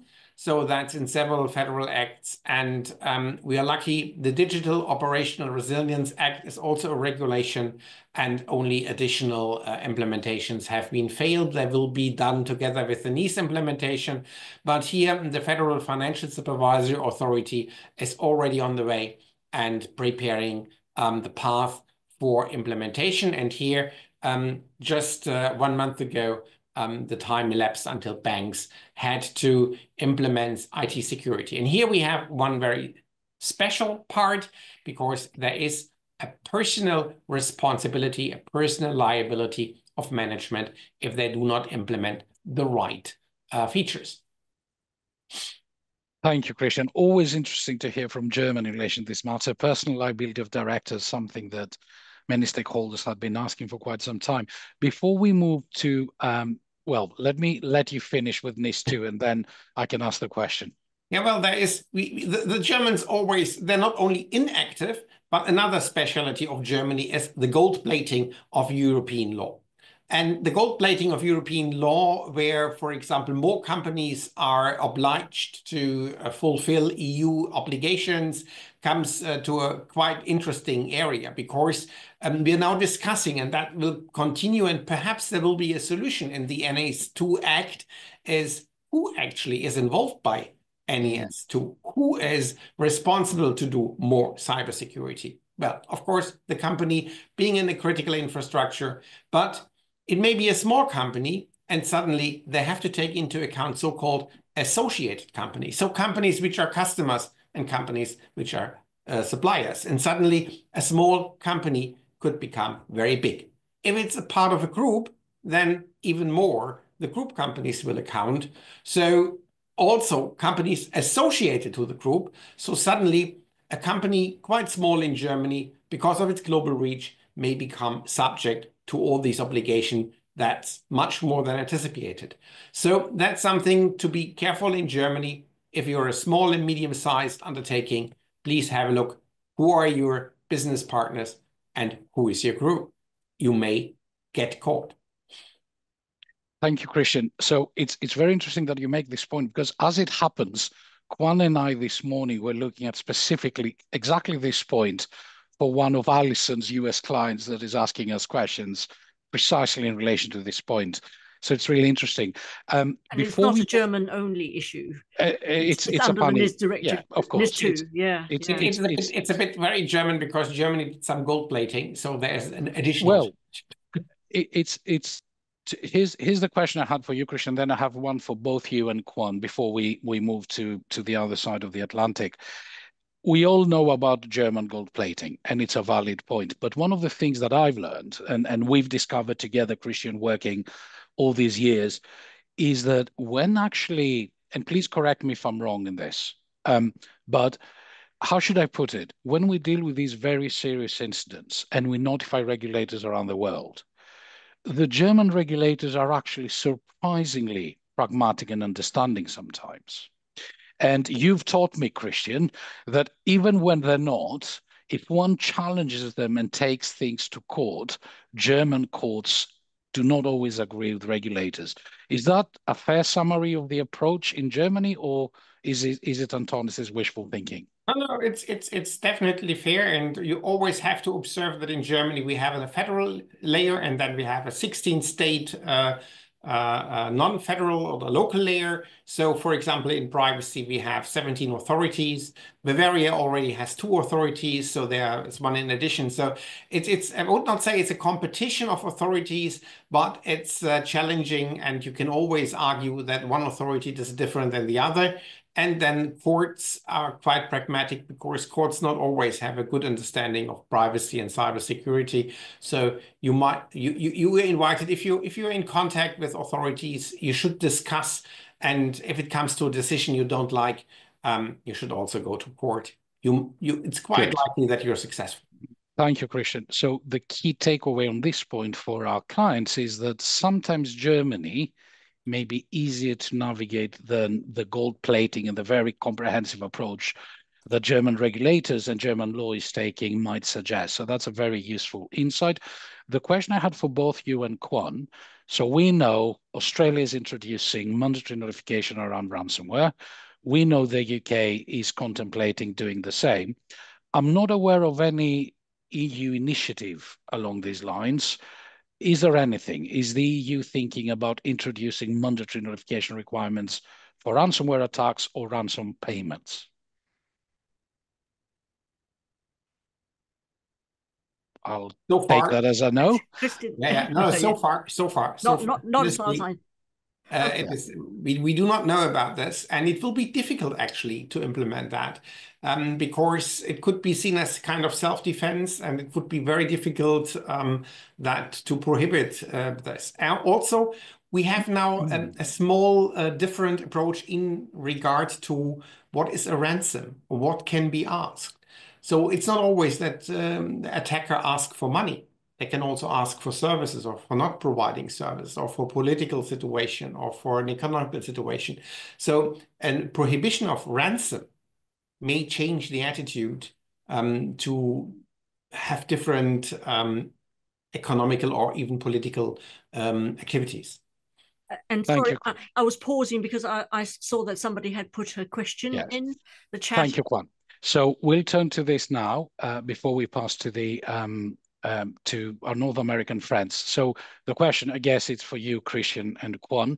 It relates to the NIS 2 points, the related entities point. So the question is, if you have entities in your group, even if their activities are moderate, but they are part of a global group that by definition exceeds all the small and medium enterprise thresholds, does that mean that effectively all the subsidiaries within the relevant essential sectors would automatically qualify as large? I think the answer is a bit more nuanced than that, but any thoughts, Tim? It's a tricky question. Yeah, no, it is a very tricky question. Sorry, that was why I was pausing early, because I was reading that. But under NIS 2, the size aspect and the associations within the group are relevant in 2 ways. First, generally only medium-sized and above companies are caught. So to assess whether you're medium-sized or not, you have to take account of some elements in the 2003 recommendation about how you calculate the size. And secondly, to decide whether you're an essential or an important service, you also have to take account of the recommendation and therefore the group structure, the shareholdings, who owns what percentage of what. So that is the real significance there. Are you in scope of NIS2 at all? And then if you are you an essential or just important entity? And it is quite nuanced, as Tony said, and a bit complicated. So we won't go into the details of that here. Yes, it took Kwan and I 10 minutes today just to figure out how we go about determining this. So it's a complicated issue. Christian, anything to add? Yeah, perhaps also for the EU, it would be a discussion for a global group if the companies outside Europe would count, or only the companies within the European Union. So that's also an issue which is in discussion, and there is quite a lot of debate about that. And unfortunately, there is no clear answer we could provide here. Thank you, Tim. Despite the lack of clarity, hopefully that gave some nuggets to our colleague who asked the question. Right, so let's cross the Atlantic now. Chantal and Alison, obviously, Christian, Kwan, and myself being European, we maybe got a bit carried away with the European stuff. What's happening on your side of the pond? Chantal, why don't you go first? Thank you, Antonis. I think that what needs to be underscored about what's going on in Canada is that we are moving from our traditional mediation model, where the regulator did not impose fines. In fact, fines were not provided for, except for some very, very specific instances. We are now moving towards the GDPR model, starting with a new law in the province of Quebec, but a federal law that has now died on the order paper through prorogation of Parliament was going in the same direction. We are going in the direction of multi-million-dollar fines. So as I was listening to Kwan describing how there is a hardening of the privacy regime in the UK in relation, in this case, to ransomware, in the case of Canada, it is a generalized strengthening of the legislation to be more focused and penalize essentially any form of violation of the law. Also, very briefly, because it's not entirely related to cybersecurity, I'll mention that companies should be careful about their profiling on the internet in Canada now, because the Quebec Act has introduced an opt-in for profiling. Also, the conditions for cross-border data transfers has become higher through a change in the Quebec law. And mentioning also that because of prorogation of Parliament, proposed legislation on artificial intelligence and data has now died on the order paper, so we're in a vacuum in that regard. Thank you, Chantal. So I guess the high level point for our clients is that even Canada, notoriously pragmatic and friendly, not enforcement-minded jurisdiction, is now turning towards enforcement. I have to say I was personally disappointed to hear that Canada is going the GDPR way. It's the second time I've heard this today for another jurisdiction. India was the other one. And, you know, here in the UK, we're trying to make the GDPR better. But if you guys in Canada think GDPR is the way to go, by all means, go for it. Also interesting, you make this point, and Christian, you made the point as well, elections in Germany, elections in Canada, change of policy perhaps, but also your southern border, Chantal, there's a massive change in policy when it comes to things like AI, digital services, and data. So really interesting stuff, although not directly relevant to cyber, but really interesting stuff. But let's now go to the US. Alison, what is changing in terms of the law and regulatory approaches? Well, unfortunately, if our colleagues around the rest of the world were hoping that the US would move in more of a GDPR direction, I'm sorry, but you will be disappointed. America is doubling down yet again on a deeply sectoral perspective. which requires consideration deeply of the details and also the industry that you're in. We do not expect comprehensive federal data privacy legislation to pass. We do think it'll be considered for, I think, the 15th year in a row now. Instead, we're seeing shifts in legislation, regulation, and enforcement perspectives that, again, are deeply sectoral. One of the things that I'm getting a lot of questions from my clients about is, will the SEC shift either their enforcement or potentially repeal the cyber disclosure rules? And there's a reason why companies are a little bit hopeful about that. Then Senator J.D. Vance, now our vice president, was one of the senators that supported a resolution just to do that. We also are seeing different sectors being driven by events in the news. For example, Volt Typhoon was a hack of all of the major US telecom firms. And on the heels of that, we saw new regulatory action by the FCC, Federal Communications Commission, that would increase cybersecurity requirements. And we're seeing that in a lot of different areas, from Health and Human Service, the FTC on the safeguards rule, which applies to financial data, even HUD, who's introduced recent requirements with a 12-hour reporting requirement for mortgagees to report incidents within 12 hours. One of the other things that I wanted to point out is CISA's rulemaking on critical infrastructure cyber incident reporting is supposed to not duplicate other rulemakings. And I think that will be hard for them, just given the proliferation. And one last other thing on the federal side is countries of concern.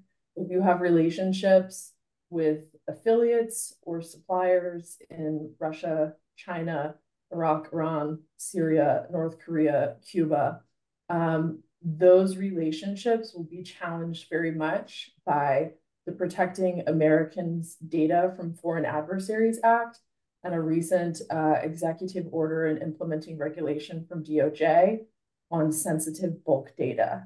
It is not like data transfer. It's more like sanctions plus CFIUS plus contracting clauses. So again, not at all like GDPR, and will require close monitoring to make sure that you're in compliance. So Alison, before we move to the States, that's all extremely interesting.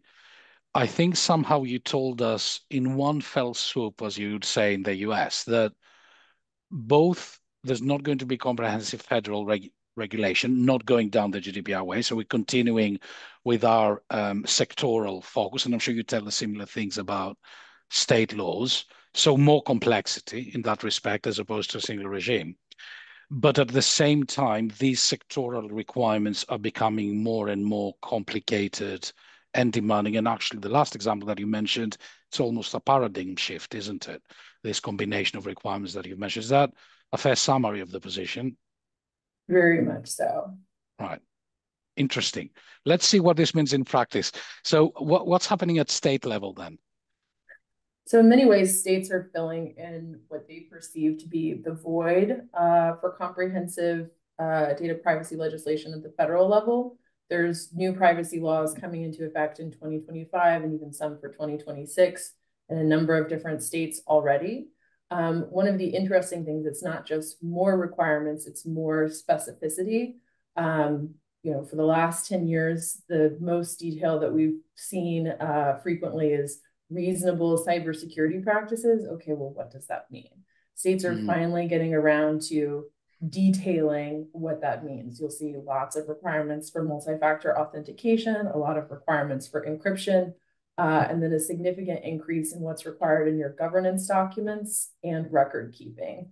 So in some ways, it's helpful because companies want to know, just tell me what I'm supposed to do so I can do that.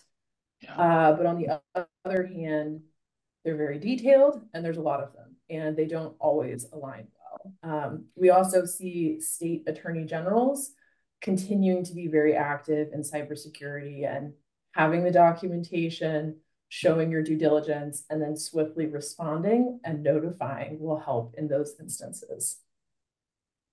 Thank you, Alison. And sorry, I keep asking my colleagues questions, putting them on the spot.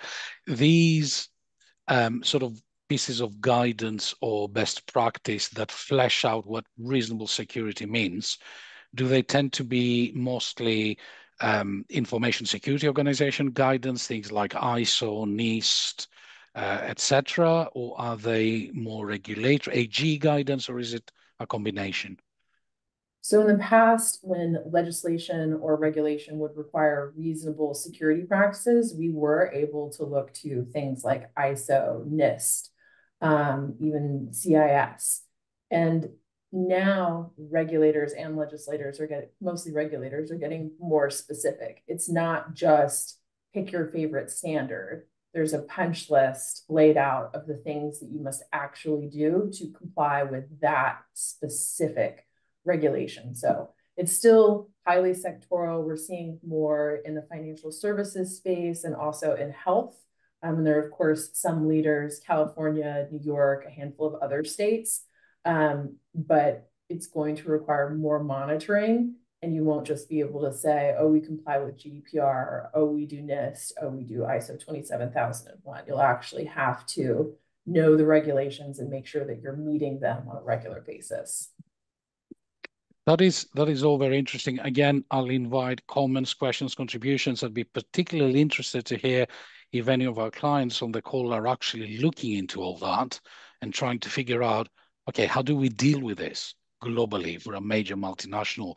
Because what I'm hearing, Tim, and if we overlay what we heard in the Asia Pacific region session this morning, is that effectively in all regions, we have the legal requirements are becoming higher and the sanctions are being increased. Even relatively peaceful Canada is going down the enforcement way. Then we have regional complexity. So you look at the EU, for example, and you look at how it regulates critical infrastructure, the NIS2 regime. That's 27 different implementations, 27 laws trying to do the same thing in each one in each member state. And then, and sorry, Alison, I'll take my revenge of 10 years of abuse by US data privacy lawyers who complain about the fragmented picture in Europe. But it seems to me that the US is actually becoming even more balkanized when it comes to its regulatory regime. So we're hearing the sectoral approach continues. So each sector has its own requirements. Then you have 50 states, each of which it's introducing its own state legislation. I would imagine there is a degree of uniformity between groups of states, but we've seen in the past that actually there's different traditions and there are sometimes divergent positions significantly. So the picture seems to me to be becoming more and more complex, even if you focus just in one region of the world, let's say North America or Europe. In and of themselves, they become complex. But if you approach it globally, it becomes that much more complicated. Does that sound like a fair summary, team? And any further comments or thoughts? Right. So if we're all in agreement that this is the situation, that it's all becoming higher risk, more complicated, more convoluted, more nuance for us when we're dealing with global incidents, one wonders then what should we be telling our clients that they should be doing in practice? So how about we do a kind of in turn now, basically bring out what each of us thinks are the 2 or 3 key things that our clients should be doing in practice, right? If you were to tackle 1 or 2 issues this year when you think about your cybersecurity compliance and preparedness and incident response when you suffer a breach, what are the 2, 3 things that we would say are the most important ones? Chantal, why don't we start with you on this one? Well, building on what you just said, Antonis, the fragmentation of privacy law, adding to it the absence of a dedicated regulatory regime for AI when AI solutions are being more and more implemented, really means that organizations are in front of very high uncertainty. Uncertainty of how regulators would apply the law, uncertainty about what the law is in one jurisdiction or another. Therefore, if you're asking me for one solution really fundamental to manage legal risk is to develop very robust internal governance mechanisms, meaning the organization having a very clear internal process to, say, verify the compliance of any AI solution in relation to existing privacy laws, verify that their privacy notices are still in compliance with the various privacy notices requirements around the world. Of course, the review of destinations of data storage.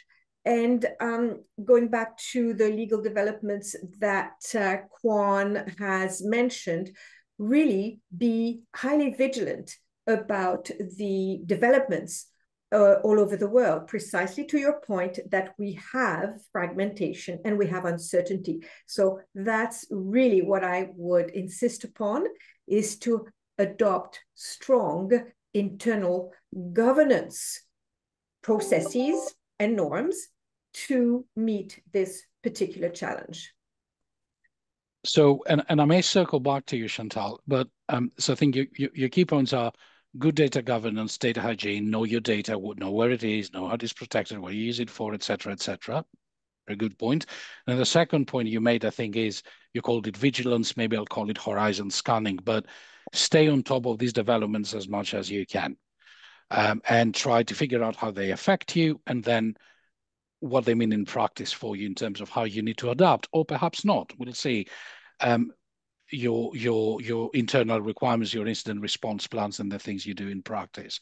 Thank you. As I said, I may circle back to you because I have a question if time permits. But before I do, let's go to Alison. Alison, what would you say? Do you have anything to add to what Chantal said in terms of 2-3 key things that you'd recommend our clients should be doing now? I think Chantal hit the headline point: compliance and governance, making sure that you are focusing on the details, doing your due diligence, and documenting it are going to be critical, especially in the US, where the winds of enforcement at the federal level are a little bit unpredictable. Having that documentation in place, I think, is going to be helpful whichever way the wind blows. And then I would also say just continuing to monitor the developments. Chantal also rightly pointed out AI may be a driver for change, whether at the legislative level or regulatory or even agency interpretation. And so monitoring, in addition to those internal compliance efforts, are going to be critical. Thank you. So you reiterate this key point around good data governance. Actually, it's not coming as a surprise because we've seen it in so many cases. And Christian and Kwan, and Chantal, we are working on one together this year where it was admittedly a very serious cybersecurity incident, very serious and extensive, global, etc. But really, what we saw caused most difficulty to the client was basically figuring out what happened, what they may have lost, and therefore what the consequent obligations were. So because of poor data governance, where they ended up spending most of the time, effort, and money was figuring out what happened, what exactly was compromised, do we have it, can we recover it, as opposed to actually dealing with the threat or doing the notifications, etc. So I'll take your point 100% on board. Christian, anything to add to what we just heard? Well, I think I can take the German part as a summary because it's what you usually have to do. So what's the recommended approach by German authorities? So first thing, know your company, know your risks, know your business, identify threat scenarios, and then have the technical and organizational measures to mitigate those threat scenarios. So that's, I think, a very logical point out, and the arts of this task is to fulfill it and to do it correctly. And they do now a lot of emphasis on training because the weak point is the human factor, and the human factor can be influenced by training, by information, by education. So that's a very, very important part. Technological upgrades, very important, improve the technical set. Have a crisis and emergency plan, how to react in case it happens. Secure your data, your information, your business processes. Don't, like in the first years, have a complete stop for several weeks. So you should have a plan B, how to run your company. Get assistance. We do recommend, there is one central facility in Germany run by the state of Hessen, the ZIT, the Zentralstelle für Informationskriminalität in Frankfurt and Wiesbaden. This is a state attorney group which is concentrating on cybersecurity and cyber incidences with a very high knowledge. Of course, do the reporting to the BIS, to the DPAs, to the police, and support a cybersecurity culture in your organization. That's what you have to do. So you added quite a lot there, Christian, actually, or maybe you particularized some of them, but I think you added quite a lot. So notes I took are training and awareness. Yep, an obvious one. Of course, the incident response plan that you've mentioned, key compliance control. Maybe if we have time and we don't have enough questions, we can tease a particular point out that I think links to incident response plans when we take into account this growing complexity around the world. And then you basically drop the nuclear, Christian, which is change the culture of the organization, right? Make sure that the organization develops cybersecurity culture. My impression, again, I'd be interested in what the team thinks, is that the economy is making good progress on that front, right? Whether because of major high-profile cybersecurity incidents, maybe because, as you said earlier, Christian, in the West, we worry in particular about the geopolitical situation and the threats that come from certain parts of the world. My impression is organizations tend to take it more seriously. The trainings become better, the awareness becomes better. So cybersecurity feels to me the culture is improving. And then, so that's quite a lot. Kwan, over to you. Anything to add to what our esteemed colleagues said? Yes, indeed. If I may flesh out what Christian said, in my book, I have 6 Ps: phishing, privileged accounts, partners and providers, passwords and authentication, and preparedness. And I think those are all important elements. Some of them are a bit more technical than others.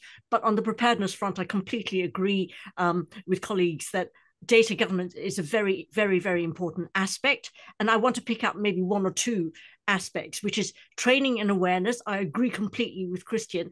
And I think it's interesting that under NIS 2, there could be personal liability for the board, but also the board has to be trained. And I think for organizations to govern properly, they have to know what the area is, and they don't have to be experts, but they do have to know enough about cybersecurity. So I think that's a really important aspect. Also, deleting data is another important aspect I wanted to emphasize, because if you keep data you don't need beyond when you need it, then when it's breached, then you've got an extra headache because you've got too much data that you didn't need, but then that's all breached as well. I think governance also includes relationships. So making sure you've got an easily accessible record of who are your customers, who are your suppliers, where are the contracts for each of them, and therefore you can find the contractual obligations in a hurry if you need them. I think that's an important aspect of governance as well. And a personal bugbear of mine on the supply chain is that it works both ways. So not only should you check that your supply chain has got good security, you mustn't impose bad security practices on them contractually, which unfortunately happens too often. And yes, I totally agree about keeping up with developments and being prepared in advance for how you will deal in a global situation. If you've got multiple enterprises all across the world, how are you going to deal with a breach that affects all of them, and be prepared in advance, because you're not going to have time, because you'll be scrambling when something happens. So, Quad, you raised the point, and that was the question I would raise too if we don't have any questions from the audience. So please hold your thinking there. I'll come back to that straight away. You identified a problem. The question is, how do we solve it? So, colleagues in the audience, if you have any questions or observations, now is the time. We have 7 minutes left in the session. I will take a minute to summarize what our team just said. So the bad news is that the picture is becoming worse and worse. The threat is evolving.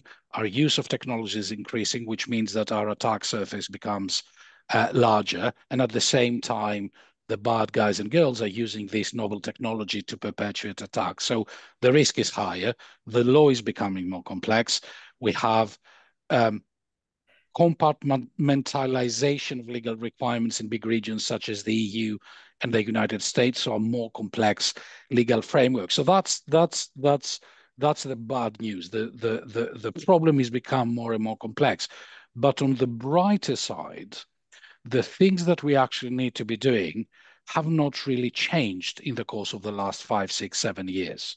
We keep talking about the same things and the same controls and the same steps that organizations need to take in place. Sort out your data governance over beyond GDPR and technical legal requirements, right? Fundamentally, what is your data? What do you need? Where is it stored? What are you using it for? Who are your key service providers? As Kwan was saying, where do you have the contracts? Kwan, you and some colleagues spent days reviewing contracts to help a client figure out what exactly are our obligations with that customer. These are things that if you've done the legwork in advance, when you're dealing with a breach, it makes your life so much easier, your response so much faster, and crucially, your customer satisfaction that much better than if you scramble and you don't know what you're doing and you ask your customers to give you a copy of the contract, which can be embarrassing. So get that sorted out. Incident response plan, really important, and rehearse it, right? Test it. And then, of course, awareness training, etc. So the good news is that in terms of what we need to be doing at our organization, really not that much has changed. I'll put 2 caveats under that. One is, and maybe the session we do next year should be a cyber session dedicated on AI. What are the specific cyber risks that AI models are faced with? And what are the specific threats that AI generates in a cyber threat? So we didn't touch on that. It's novel. It requires a separate session.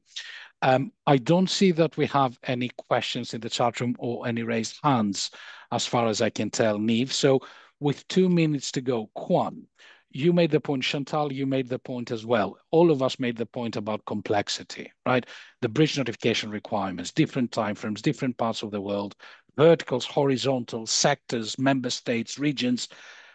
How on earth, what can our clients do in practice to proactively manage that risk? What is it that they can do so that when the bad incident happens, you know within hours, here's what my obligations are, here's who I need to tell what and when and in what sequence. How can our clients manage this risk proactively? Any thoughts? So, Antonis, my reply would really turn upon one word, is an internal normative framework. I'll give the specific example of ransomware. I find very few organizations actually have a norm developed to govern themselves in case they have a ransomware attack. Do you pay the ransom or not? Is it a categorical, no, we shall never? Or is it by default, we shall not, but there are circumstances X, Y, and Z where we may. So that's what I really would insist upon, Antonis, is a normative framework for the organization to respond, not in improvising, but in having a laid out plan in advance to mitigate the risks of an attack. Thank you. So instead of a policy that says, here's what we must do if we have a ransomware attack, what are you suggesting, Chantal? And I like it very much. Actually done it for a couple of clients, is almost like a decision framework. What are the things you need to consider, take into account when you're faced with something like this to A, enable you to reach the right decision, B, make sure that you don't omit any critical considerations? Thank you. I'll take it as a valid answer. Merci, Chantal. Anyone else? Any other thoughts? How about this breach notification nightmare, as I like to call it? Anything our clients can do in advance? Alison? I think that the unsexy work of data deletion and then mapping is incredibly important. In the US, for the exercise of data mining alone, it's approximately $3,000 to $5,000 per gigabyte in someone's email inbox. And I would be very surprised if there is a single person on this session that doesn't have at least 50 gigabytes of data in their email inbox. You can go check it yourself. You can decide how expensive you are. But that practical effort of deleting, the news that you never read, the huge files that, have nothing in them, actually really helps in terms of expense and time. People very rarely know what's in their data, whether it's an email inbox or SharePoint or a huge server. Knowing where your data is hugely helpful, because when you have 72 hours or 6 in India or 12 if you're an FHA mortgagee, what is on the server that was affected? If you know that answer, you will be able to swiftly respond. If you don't know, because nobody ever looked or nobody went back to check, that is a practical issue that makes a big difference. And then the documentation of all of that, imagine you are preparing your defense for what, a plaintiff attorney, they didn't even have a policy on this, or they had a policy and they didn't even follow it. You do not want your documentation paperwork to be plaintiff's exhibit 1. I think when you change that perspective, it really helps encourage those types of efforts. Thank you, Alison. I'm conscious we're bang on time. The only thing I'm going to mention, Christian, you are muted. If you had something really important to say, please say it very briefly. But the only thing I'm going to mention is, Alison, you made me check the number of items in my mailbox. I'm not going to say the number because I'll lose credibility in front of our clients, but it's a very valid point. Niamh, with apologies for overrunning by a little bit, over to you to wrap it up. Thank you, Antanas. I want to say a huge thank you to our audience for attending today and for your engagement along the way, which really makes these sessions. If you're feeling like you have a lot of work to do in this space, then our next session on being an effective change leader coming up on the 13th of March will be right up your street, and we'd love to see you online at it. We'd love to get your feedback. Drop us a note in the chat as you pop onto your next meeting. And then finally, I'd love to say a huge thank you for the time, thought and consideration that our speakers and panel have put into preparing for today, and in particular the concise way in which they approach what is a huge topic for everybody. That concludes our session for today. We're wishing you all a great rest of day.